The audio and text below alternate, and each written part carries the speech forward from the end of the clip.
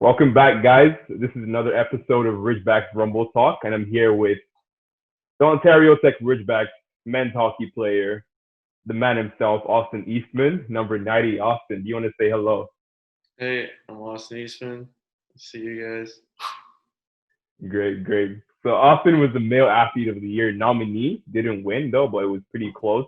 But on top of that, he won many other awards. He won the most sportsmanlike award, and he was actually the first OUA first team All Star out of Ontario Tech, which was pretty fun. So how did you feel when that first happened? When you found out? Honestly, I was like sitting in like an optional skate, like we are just like playing 3-on-3, and just kind of got like a notification on my Instagram that it happened, and honestly, I didn't really believe it. Like I was kind of like, oh, really? Like friends were all in the room, like saying, oh, like you really got that? Like that's unreal, man. I was like, had to go look at the stats and see how I even managed to get that. Like I didn't know who had what points where, so I had to go take a look and. Not gonna lie, like it felt pretty good to be like the first one, but hopefully there's more to come. And it was a really good year and lots of It fun. So, is. yeah, That was great. I personally think you deserved it. Looking at there's a major improvement even in your performances. Let's even just look at goals and assists alone. This season I counted 16 goals and 16 assists.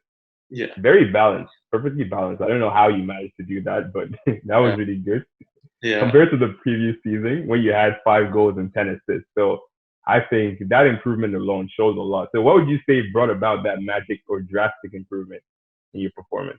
Honestly, in first year, like not being like confident coming in, obviously I had like a really good start, and like I was really happy with what I was playing, and obviously being a first year, inconsistency is like a really big deal, and I went through like a pretty big slump, and it's kind of tough to talk about that too, because in this year I actually went. If you Yeah, I scored that many goals, but I went through 14 games without scoring one goal in Yeah, this season. There's only 28 games in the season, so inconsistency is like a really big thing, and the whole part of it is just being able to overcome that. And obviously, when like kind of done it with my teammates and like the support from coach staff and stuff like that, like they were able to like bear with me, and it made a big difference in my style of play. Like obviously, first year.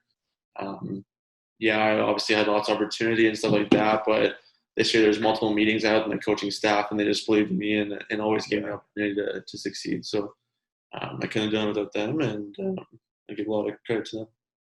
Lovely. I love how you give credit to everyone who deserves credit in your career. Yeah, Every single yeah. one of the It's not coaches, just all the myself. players. Like hockey's a Yes, 5-man sport on the ice at all times, so it's never just myself. true. That's really important though.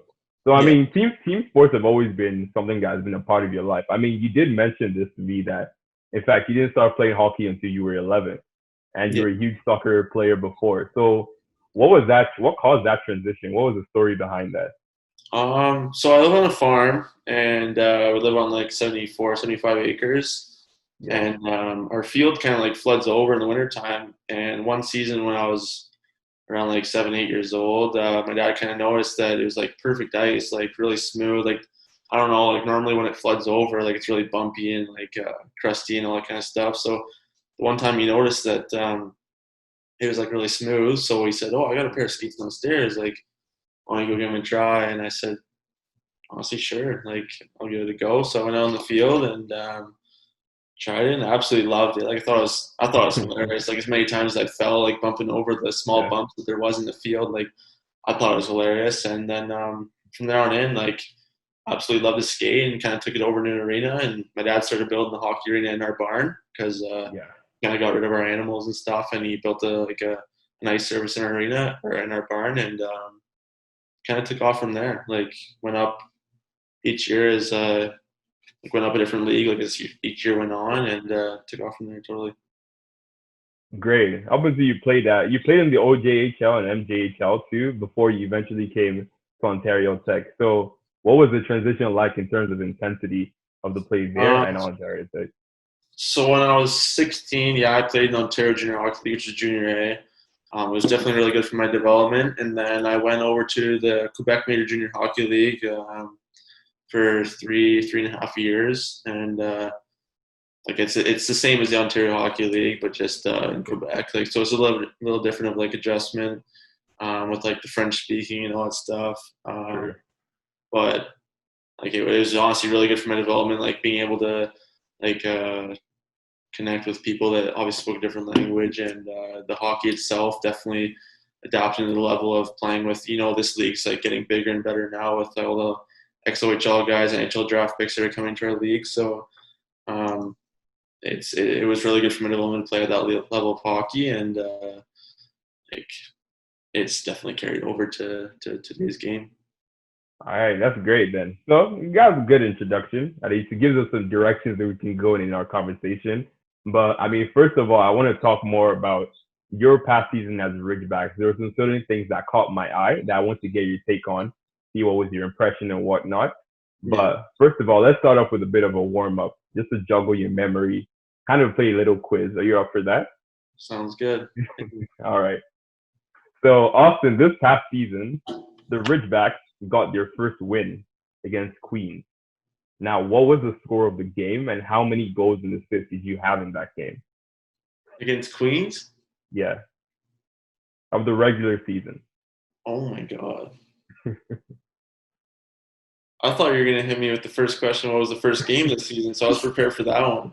Like, I was thinking about that, but I said that would be too easy. was it Let at me home think of or was it something. away? Can you tell me that? I would say, honestly, I can't remember. So I can't remember either. If you can't remember, I Yeah. can't remember. I can tell you what our first game was and what the score was, but I can't tell you Queens. Okay, what was the first game and what was the score? I was against Nipissing. We lost 4-1. Actually, we lost 4-1 twice in a row to the Twice. home opening like season or weekend or whatever. So that's what I remember, and I was prepared for that one. But I don't know Queens. I can tell you Queens later in the year, but not now. Okay, I'll just put you out of your misery then. It was 3-2. It was a pretty close game, and you had one goal and one assist in that game too. Sweet. But You you know, might be able to remember this though. yeah, you know more than I do. I don't know. I forget. I just looked this up. Don't worry, I'm not an expert in stats or That's, anything. that's fair. But you scored a hat trick this past season, right? Yeah, And that was on January 24. I think so. You think? Okay. Now, who was that against? And what was the score on that game? James Laurentian. I only know that because my buddy plays on that team, so it's a little bit different. That's all, or else I wouldn't remember. That's funny. Yeah. Yeah, you ended up winning the game 5-1. Okay. And then that was that. So that was good. You got the first half of it. Yeah. Now, the most goals scored by the Ridgeback in any game during this past regular season was 6. You had a couple of games where you scored up to 5 goals, but as a team, the most goals scored was 6 goals. Now, who was that against, and when was it? Do you remember? Oh my god. I want to say RMC. No, it wasn't RMC. Was Laurentian then? No, Windsor, Oh my god. November 8th. Yeah. Okay. Gomez got a hat trick that game. I remember now. Okay. And now you Yeah, say that. Okay. nice. I didn't do anything that game. I was a ghost. So I don't remember. I remember the games I wasn't a ghost. Nah, it doesn't matter. You're good. Yeah, I mean, you did play well eventually towards the end. I'm going to talk about that more as well. There was a trend that I saw. I will get your take on that too. So this is the last question. This is kind of to get you warmed up on your teammates. So you're studying commerce, right? Yep. Now, I searched up on the current roster. Let me be specific. The current roster on the Ridgebacks website says that you have 4 other teammates on the roster who are also studying the same program as you. Can you name those 4 players? Leaf Hurts, Mm-hmm. Brett Harrismuck, Nicholas Tardif, and Keaton Holinetti. Am I right? Yeah. Hey. Mm-hmm. Perfect. That's good. Winner. So, lovely. See, you're a winner. Every single aspect. So I also noticed this thing. I know you did kind of allude to this a bit, but in your first 21 regular games, this was up until you played against McGill on January 12th. You had 16 points in total as an individual player. Yeah. And then in your final 7 games, you had 15 points altogether. What caused that? I don't know. Very curious. I just figured it's time to get out of my slump, and I let go of a lot of like overhead stresses in my life, and just it's time to focus on what I was here for. And as much as I love school and as much as I put forth an effort at it, like I do love that I'm here for hockey as well. I'm playing on like the varsity team, and I thought it was time to focus in a bit more on, playing my role and doing what I was here to do. So I kind of forgot about the slump that I was on, and as soon as you score one, they kind of come in bunches. So as you can see in the Laurentian game, like I scored one, they started coming after that, and just kind of took off from there. Like I finished the season really well, and I was really happy with that. So it was just time to figure my stuff out and do what I was supposed to do. Great. So the first you mentioned that first goal you scored that kind of picked up the momentum for you. Did it feel like there was a massive weight that just fell off your shoulders at that point, Oh and my it was god, almost like yeah. it's Like game over from here? I'm not much of like a crazy celebration kind of guy or anything. Like I don't like that, but as you can see in maybe the video, I don't know if you've seen it on Twitter or whatever, but I kind of took a little bit of went over and above and celebrated in front of their bench. And after the fact, I kind of felt bad about it. But like you Oh yeah, said, yeah. crazy like monkey off my shoulders, and obviously I needed it really bad to get like my season going again. So yeah, like it Yes, was a yes. big emotion off myself. I can imagine. Yeah, it was something, and it gave you the boost that you exactly needed to finish Yeah, strong eventually. yeah. So now looking back as a team altogether, how would you say what role has your head coach played in particular in terms of maybe his philosophies? What would you say is pretty unique about your head coach? I just think he's really knowledgeable when it comes to the sport in general. Like he actually carried two roles of like coaching us and then coaching his son as well, which shows how knowledgeable he is in the sport and how much he cares about it. Like his inspiration towards the sport itself. Yeah. I know he was like super easy to talk to. Like obviously the first year coming in last year, or the year before, I was like really nervous to. I've always been really nervous to like confront the coach about stuff, but he's just so manageable Yeah. when it comes to discussing things one on one, and it's not about totally the relationship you have with him off the ice. It's about the relationship he cares with you as a head coach, and Yeah. he knows all his players extremely well and what they're capable of, and he definitely pushes us all at that level. So, like what he brings out of us is really what helps our team succeed in the long run, and he's honestly really good at his job. Perfect. So in the what I like to call the Eastman comeback in the last 7 games of the season, did Yeah. he say something to you or do something in particular specifically to you since he knows you well as a player? Was there anything he said or did in particular that you felt could have contributed to that spark that came up towards the end? I know we had our like New Year meeting, and he had said to me like, "Listen, Austin, like you went through that slump last year, and we talked to you multiple times what we could do to get you out of it, and I guess we're back to square one. Like, yes, I was still getting points in that slump that I was on, but I wasn't just myself. Like you could really tell I wasn't Mm, doing the right things, stuff like that. Like I was playing fine, but I just wasn't. It just wasn't me. And he like sat me down. And he just said, "What?" Like he's always been that way. Like, what can I do for you? And he's always like wants my perspective on what's going to help me as a player, and whether it's off the ice or on the ice. He really wants to know like what's bugging me, what's going on in my life, and just to be able to sit there and be able to open up to him about like things that I could suggest on my end really help, and it definitely helps his perspective too. Like no yeah. one's perfect in their own way, and like what he suggests could like you could add one of my elements, and it could really like put it in perspective for him. Like oh that could work or something like that. So like we tried multiple different things, and it wasn't one specific thing that he actually said that really like sparked me like that, but it was just like Mm. the overall conversation we had and trying new things and um, just giving me that opportunity and not giving up on me as a person or as a player, like really helped me in the long run. Nice. I like how you mentioned that it was a collective effort of things that he did all together, not just that one thing. Yeah, And he was willing to let go of what happened in the past, kind yeah, of give you a fresh space to build up on that, and collectively drop belief and inspiration in you that kind of led to that thing eventually. yeah, So kind of taking the diversion a bit, I remember towards the playoffs when you played against Ottawa. I was there for the one home game that we had, yeah, and although it was a pretty interesting game, we went all the way to overtime and we eventually lost. It was a very heartbreaking moment, I could say.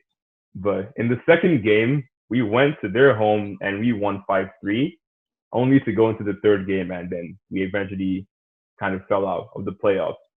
What was the whole experience like altogether? What was the dynamic? Was the intensity high? Was the motivation high in the locker room? Just what was going through the minds of the players that probably the fans didn't get to see? We just got to see the games actually. What was going on behind the scenes?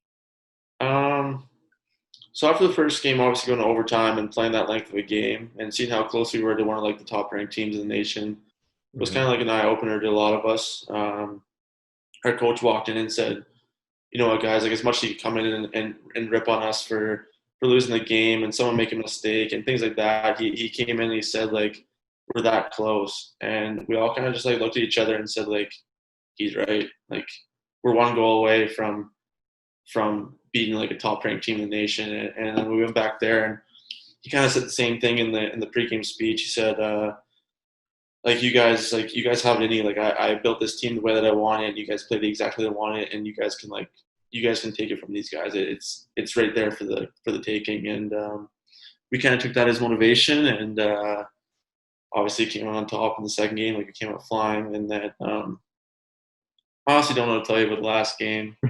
Like I think it just started off on the wrong foot. Like one mistake led to another, and kind of carried over from there. But I think we're right there. Like we're in the mix of things, and we just keep getting better as time goes on. And as guys get more mature, they bring more to the team. And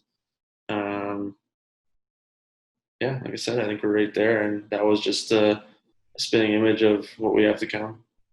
Perfect. A glimpse of the future, the bright future, which is the Ridgebacks. So now, in summary of that part, what would you say then is like the most underrated aspect of the team that probably didn't get to shine as much, maybe through the performances, but often that we're really one of the best at doing this, or we're really good at this? And what would you say is one aspect that, well, we could have done better in this aspect, but maybe we kind of fell a bit short, looking at both sides? One of the things like the fans really don't see and like the outsiders don't really see is like our team spirit. Like as much as we have certain guys that do certain things on the team, there's certain guys that play certain roles. We're all kind of like come together as one group really well, and we all get along really well. And if you look at different teams that have been successful in the past when it comes to OUA or NHL or whatever league it is, like the biggest deal is how much we care and how much we play for who we are. Like every guy on our team will do anything for anybody on the team and anybody in the room, and that's the biggest aspect that really nobody sees on the team unless you're actually around us. Like we all carry each other as like one kind of big family, I guess you'd say. Like I know a lot of that's a common saying on its own, but it's just the care factor. It's everyone would do anything, and a lot of people don't see that. But there were some games, like in the last game of playoffs, that we could have done that a little better and bared down a little bit. But that's one thing that really stands out to me when I walk in the room every single day. That's good.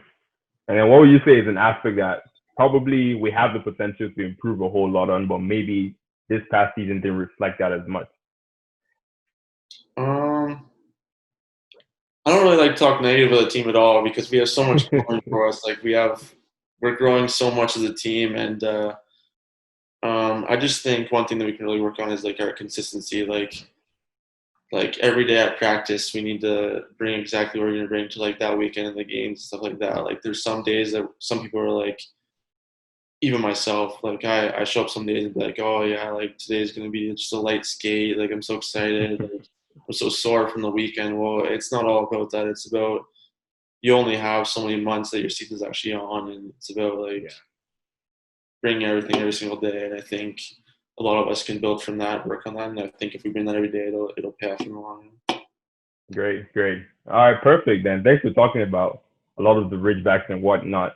I want to kind of take another diversion, go into a bit of a quiz to ask you more about your teammates, more on the casual side of things, just to see who we're going to send this to embarrass you or embarrass them or whatever we need to do.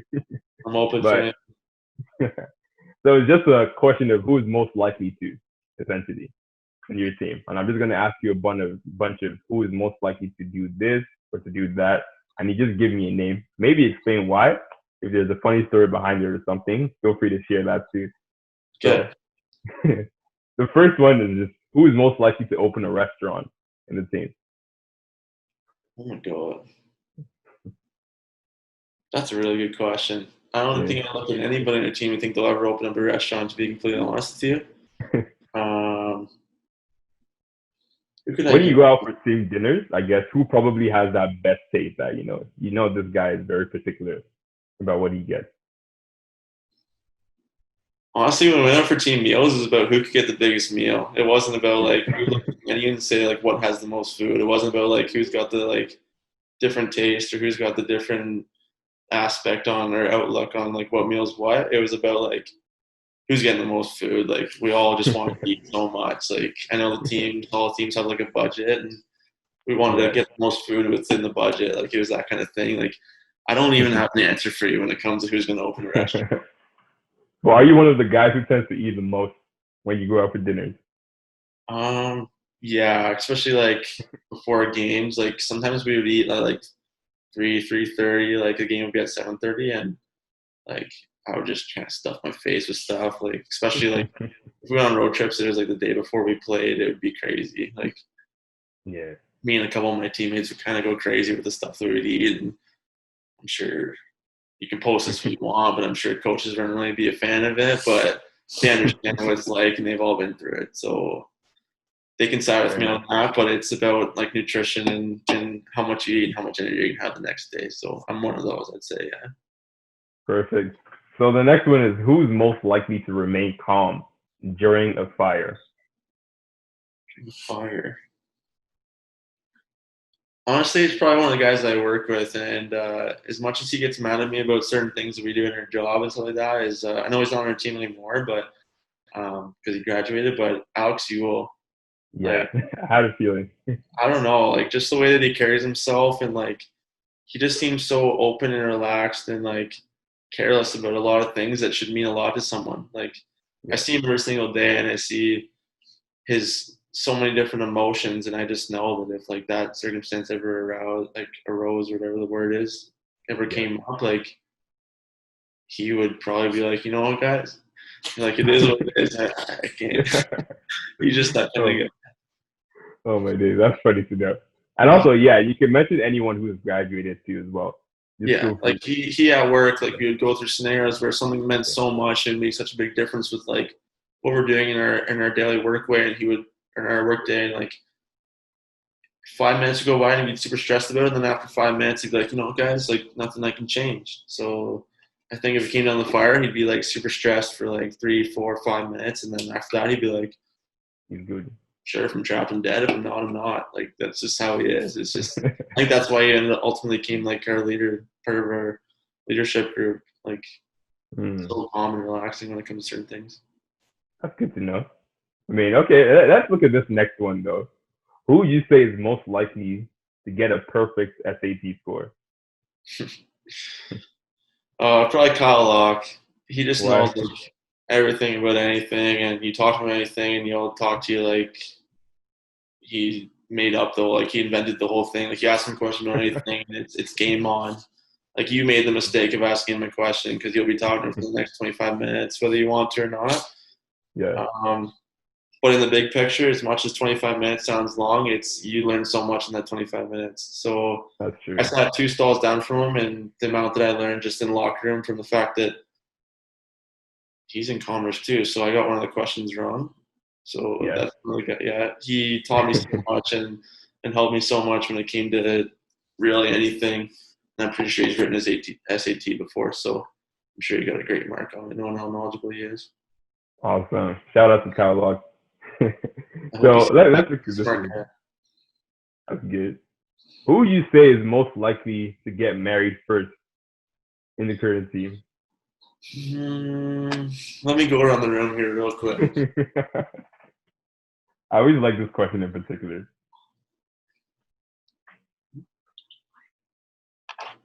Yeah, probably Josh McGuire. He's been with his girlfriend for the long run, and I honestly think I've heard that word come out of his mouth a time or two. Like Mm-hmm. I think he's on the way to that, and he's I think he's been with her for like 7+ years, 8+ years. So kudos to him for doing that. And Yeah, if he's chosen the right one, he's chosen the right one. So I'm happy for him. And let's wish him honestly, all the he's a best. good guy, and he deserves everything that he gets. So he's the guy That's that I choose good. when it comes to that. Ooh, Josh McGuire, we're looking out for that then. So let me take it more to the aggressive side of things. Who would you say is most likely to get into a fight for no reason, both on and off the ice? Um, I got a couple guys for you. One, Kyle Locke probably be off the ice. He's probably the biggest, toughest guy, and just sticks up for his teammates when it comes to anything and himself. Like if anyone wants any beef, he's the first guy to stand up for it. And on the ice, probably Jake Bricknell. Like he's Mm. grown up doing that his entire life, and he's used to dropping his gloves and causing the scene on the ice. He loves doing that. So those are two guys for you. I don't know as much if Jake Bricknell will do that off the ice. He's just a little teddy bear, but Mm. those are the two guys on and off the ice that I would choose. Like they're both even in their own ways. Fair enough. Fair enough. I think I've seen Kyle Locke a few times. Like he just get ejected or get a Okay, penalty. just unnecessary stuff on the ice. That's just him as a player. Yeah, Yeah. I've seen that quite a few times. Yeah. So let's see who is most likely to fall asleep in class then. Oh God. I don't like to nominate myself, Mm. so I'm gonna have to go with probably Liam Hurley. He looks like he's sleeping like 24/7. So like every time I look at him, I think he just rolled out of bed. And I'm sure a lot of people think the same thing about me. Like I try not to look like that, but I've been asked that a couple times. But Liam Hurley looks like a big class sleeper kind of guy. He strikes me as that kind of guy. Just ever since he joined our team, he always asked him like, "You all right? You awake?" Like he seemed tired today. So I'm seeing him tomorrow actually, so hopefully he's a little bit awake for our golf game tomorrow. But I'm sure I'll ask him the same question tomorrow. Like, you just That's get funny. what's going on? Perfect. So this is the last one though. Who's most likely to become a comedian? Comedian? Yes. Right. Is it you? No, I'm not funny. No. Wish I was funny. Um, I don't know. Some people just make me laugh in their own ways. Like Jake Bricknell makes me laugh in a lot of weird ways. Just the way he goes about himself, and same with like Alex Ewell. Like Yeah. if I need comedy relief at work or any day of the week, like I'd look across the room at him in the dressing room, or I'd look beside myself in the truck at work every day, and he's bound to say something that's just came out of midair. Like you don't know where it came from, you don't know what it means, and you don't know where he even got it from, but it You comes don't out know of where his it's mouth, going. and it definitely gives you some relief of some sort. Kind of same with Jake. Like we have our own routine before games, and I honestly probably wouldn't have the right routine if it wasn't for him. Like he gets my head off the game in his own ways, and like he's honestly hilarious. Like the stuff that he does, and you wouldn't believe that from looking at him, but he should. That's good to know that. Okay. Let's then take it off the quiz. Let's talk more discussion now. So this was just an observation I had at first. Why did you choose the number 90 as your number? Um, well, I came into a year that every 2 years we get new jerseys and you can choose your own number. And the year that I came was one of those in between ones, and I just had an option between like 5 or 6 numbers, Yeah. and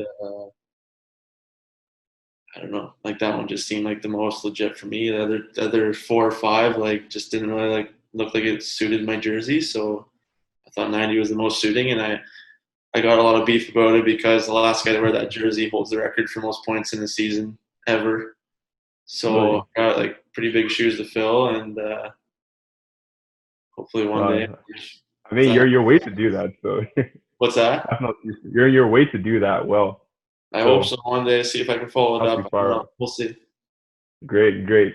So, okay, taking back to your friends and teammates as well, you've thrown quite a couple of names around. I mean, you've mentioned the likes of Alex Yule, you mentioned Leaf Hurts, you've mentioned Jake Bricknell.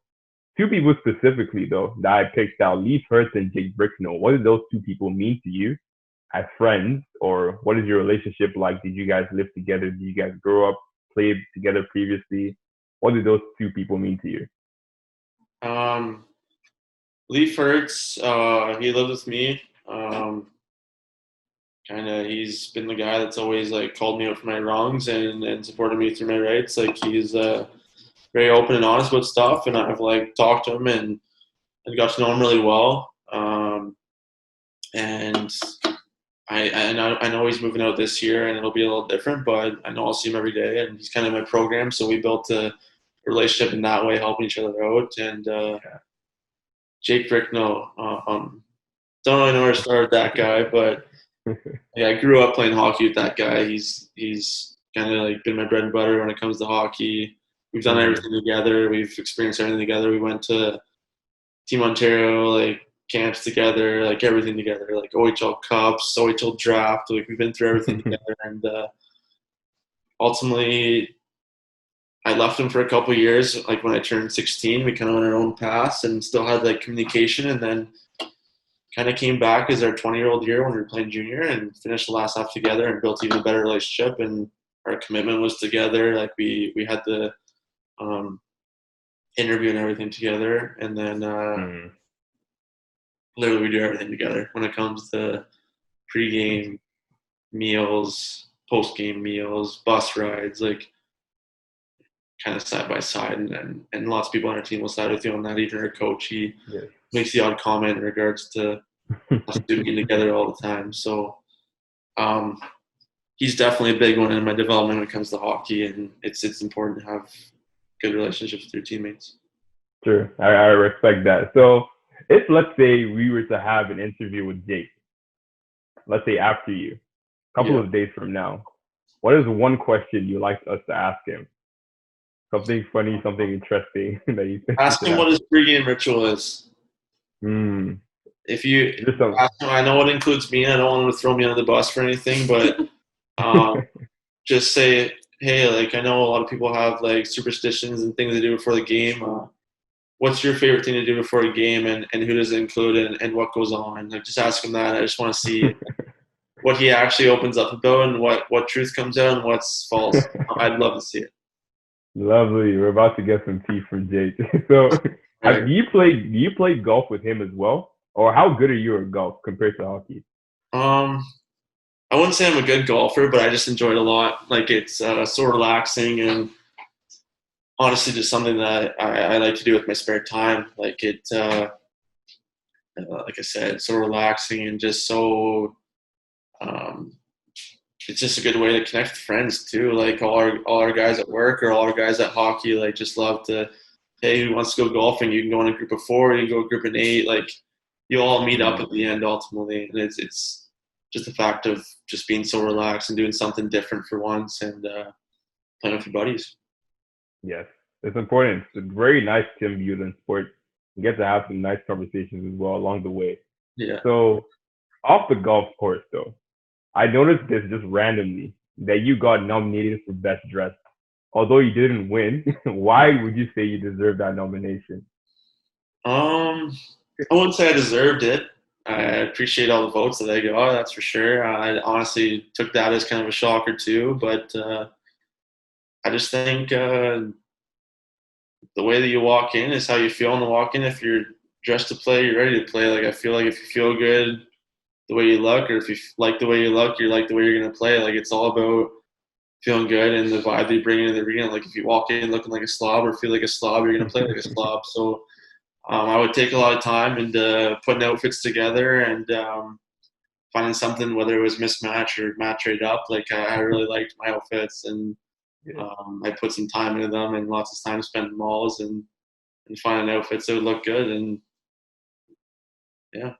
It just goes. So has there ever been a time where you had a mismatched outfit before the game? Yeah, actually that game that I scored the hat trick, I had the interview after, and I was wearing that hat and like kind of like plaid spotted kind of gray and black or white and black a dress coat. I had actually like maroon colored pants kind of rolled up with some high top like boots. Like they were all different colors, but I think that looking in the mirror, like it might not have been the best choice of colors together, but I think it all matched in its own way and brought a different element into the room. So maybe that could actually be your lucky charm then in the future. That's what I was thinking too. I got asked questions about that in the interview. Like, you think you're going to wear this hat again because of what went on today and stuff like that? And I tried it and may not have worked out as good as I thought. Maybe not a hat trick, but if you looked at after that, like I wore it as much as I could, and maybe it helped. I don't know. I don't have the answer for you. Perfect, man. So we're gonna keep up that trend. I'll look out for it for sure a lot more. Yeah. So let's change gears now again. I want to do a quick rapid fire quiz before I then wrap up by just talking about your personal life, what you like to do outside of hockey and whatnot. Yeah. But first of all, let me get your take on this. Would you rather coach a pro team or a semi-pro team? If we're talking financials, I'd rather go pro because it's all about like a lot of people do it for the money. But I'm not saying exactly that's what it's for. Like money wise, I'll definitely go pro. But if you're talking about coaching aspects, I think there's less pressure if you coach on the semi-pro. Like Yeah. you can kind of get the development and knowledge you need about the whole thing if you're going to go semi-pro. Like I think I would start with semi-pro and work from there. As much as the paycheck would be different and stuff like that. If you're talking like NHL in regards to their farm team, stuff like that, like I think I would start off as semi-pro first, just for the experience and just to get to know what it's like. Yeah, it's nice to know. I mean, of course, that was the comparison mostly. Would you rather work with people who have potential but aren't there yet, and are still? Would you rather work with development people, or would you rather just go with the best people who are already fully developed and more or less focus more on tactics and how you can work with ready-made talent in that sense?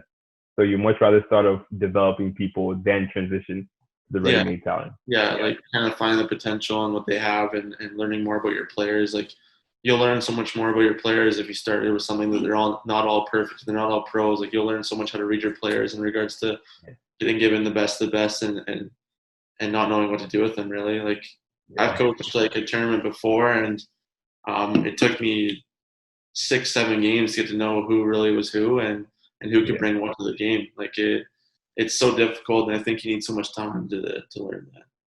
True that. True. Okay, so I have another question. Would you rather peak early in your career or very late in your career? I think very late. I think a late bloomer is where a lot of people get noticed. It's like, yeah, as much as those people like start early and grow up to be the next big deal and stuff like that, I think I'd be way more embarrassed if I was like peaked early and was really good and supposed to be the next big deal and then flopped when I was older. Like I'd rather start off under the radar and then come in and be all of a sudden this big deal that's coming out of nowhere and you didn't expect it and then carries on from there. So I'd rather like peak late. Peak late. That's good. So I have two more for you though. Let's say your head coach gave you these two options for the whole of the regular season. You could either only ever play in the first two periods and never in the third, or only ever play in the third period. Which one would you choose? Depends what the score is. Like, Yeah, you have to choose one at the start of the season and stick to it for the rest. yeah. I think I'd rather just save my energy and play in the third period, to be honest. Like, that's when it matters the most. Like, I guess, like, if the scores, whether it's 5-1 us or we're losing 3-2, like, you need to shut down the game or you need to, like, come big and tie it up. Like, I'd rather play in the most important parts of the game than play at the start when really comes down to the third period and who's better there. Like, I think I'd rather play in the most important parts. Sure. Okay, so I have this last one. Let's say this last game was the deciding factor to make sure you make it to the playoffs. Mm-hmm. Now, but you lose either way in these two scenarios. Would you rather lose narrowly to your rival team, the worst of the worst rival, or lose narrowly to the worst team in the league or in your division? Well, it doesn't matter. Like, I think I'd just go out and have fun rather lose to the worst team and have a fun game. Like, if you're going to lose to a rival, it's going to be a rough and tough battling game. Like, Yeah. not saying I'm not a big fan of, like, close, tight-knit games with your rivals, but if it doesn't mean anything, I think I'd just go rather have fun and not worry about hurting your body or hurting the next day. Like, Sure. Save yourself but there was stress. yeah, well, yeah. Essentially. All right, so let's get to know you a bit more. I'll wrap up with this though. As a person, what is during the school year actually? What is a day in the life of Austin Eastman like? Well, I haven't really got to experience in this house yet, but I guess it totally depends on the day. Like some days I have off and I just get to go to the rink and go home and study stuff or look at notes or write down stuff or study for exams, whatever it is. But your average day, I guess, would be um, wake up. I'm not really like a morning person, so Mm. I'd say roll out of bed and make myself a quick meal, whether it's like waffles or something, or whether it's pick something up on the way. Yeah. Go to class, um, like whatever that length takes me. It depends on when the class is done, but I try and fit in a lunch somewhere, like um, whether it's something close to the school or something at home. When I go home or whatever.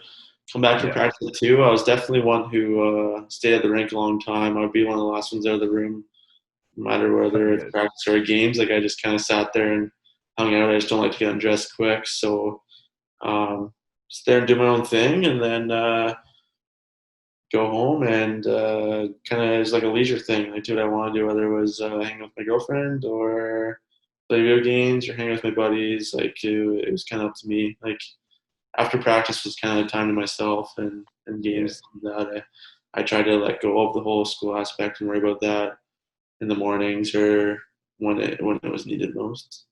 Yeah. That's good. Seems like you're a nice, easygoing guy. Yeah. Pretty No, chill, but you get the job done regardless. yeah. That's good. So I saw this post by Carrie Bellis where he was doing a profile of himself, and apparently he said one of his pet peeves was that you're always touching the thermostat. What do you No. have to say about that? What's my comments on that? I think I got a good comment for him, but I don't know whether it's explainable on this or not. The thermostat, obviously, when you're in the basement, things are a little cooler. You're kind of underground. You have Yeah, the option whether the thermostat says 18 or 20 or 24, like it's always a couple degrees colder. And I think he doesn't realize that upstairs is a little hotter and heat rises. I know he's in Canada. He should know that. He's in science. I know he's taking environmental science or some science class, yeah. and he should understand that heat rises. But if he really wants a comeback, I think he should understand that doing the dishes at 8 in the morning when I'm trying to sleep upstairs isn't the right thing to do. Oh, nice. We'll make sure he gets that message. Oh yeah, I'll make sure. I think he already knows that message because I was gonna write that on my profile and I sent it to him. So he said it was all right, and I found a different pet peeve myself. So he knows what bugs each other, and that's definitely one of me and my roommates that bugs him. Like we were the only two that lived upstairs, and there's 3 of them downstairs. So we got the taste of what it was like in the heat, and they got the pure cold. And I think we tried to meet in the middle, but I guess the middle wasn't exactly his middle. So It is what it is. yeah, it is what it That's is. what you can say. So to wrap up the whole thing, what would you have to say? Actually, tell us a bit more about your family then, and what role they've had to play in your life and your career in hockey too. Um, well, I think if anyone asked me who was the most important part of my entire life, and I know a lot of people would say certain coaches and that certain someone, but if it wasn't for my parents, I obviously wouldn't be here today. Mm. My parents have given me every single opportunity that I've could have ever asked for. They've paid for everything, um, driven me to everything, supported me through anything, supported me through all the major negatives that I had and all the major positives, and Yeah. not even just my parents, like the people that are surrounded by them have been so supportive. My brothers, sisters, everything. Like everyone's given me the opportunity to be who I am, and if it wasn't for them, I wouldn't be satisfied with what I was doing, and I'd give all the kudos to them. Like I today wouldn't be today if it wasn't for who they are as people. So I'm Great. thankful every single day for what they've done and continue to appreciate that as time goes on. Nice. So actually, how many brothers and sisters do you have? Because you said brothers and sisters. Is it a Yeah, big family? I don't even extend this any longer because I have a reservation at 7:30. But I'll get into this. So I actually am adopted. That's another fun fact for myself. Okay. My mother was really, really young when she had me. She was actually 15.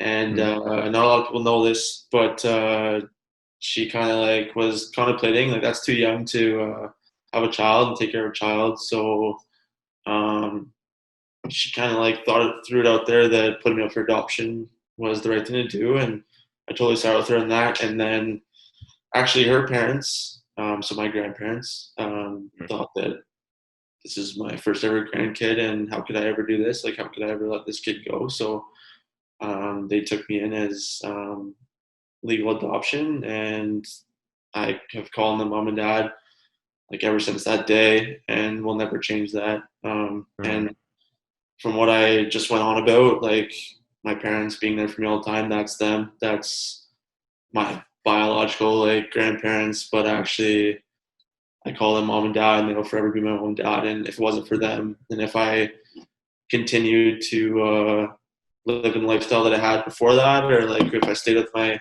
biological mother when I was 15 or when she was 15, it could have been completely different. And obviously, I'm thankful every day for her giving birth to me and doing everything. I still have contact with her to this day.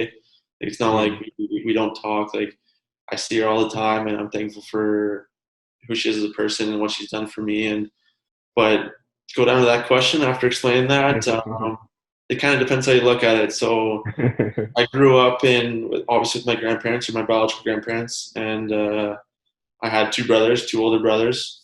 So I grew up with them my entire life, and both of them actually played hockey and like fulfilled that dream with myself. Like they helped me learn how to skate and things like that. Like they didn't like continue to play the game as long as I did, but they were a big part of it, and they made me like really competitive as a person. And I wouldn't change like how everything came down to it and when I was born, and I'm so thankful for how everything happened, or else it wouldn't be today without them. So interesting. That's very deep, though. I mean, thank you for sharing that. I mean, not a lot of people would see kind of like a sad story, but if you're gonna ask, yeah, and without going too far, like the other two or the other three that live on my biological mother's side, like the young mother or whatever, like she had other daughters as well, and they're actually like my blood sisters if you really think of it. So I couldn't have done it without them either. They've like given the opportunity to be a bigger brother and be a role model and stuff like that. So I've carried so many different things to my life today when it comes to the sport and when it comes to me as a human. So great. So what's your parting message then to wrap up everything once and for all? This whole interview. What's the last thing you'd like to say? Well, I'm really thankful for being here and for like the Ridgebacks giving me this opportunity. As much as people claim the Ridgebacks or Ontario Tech is a small school, and really no one even knows who this is. Like when you say UIT, everyone would say like, oh, like University of Toronto. Like no, like I think there's so much like we'll continue to be in so much behind this school, and the history will just come as time goes on. And I'm extremely thankful for everyone that's given me the opportunity to be who I am, whether it's on the ice and off the ice. Like I don't have any complaints about what I've done and where I'm continuing to go. So I'm really excited to see what the future holds, and I'm really happy with what the past has given me. Great. Thank you very much, Austin. Thank you very much. Yes.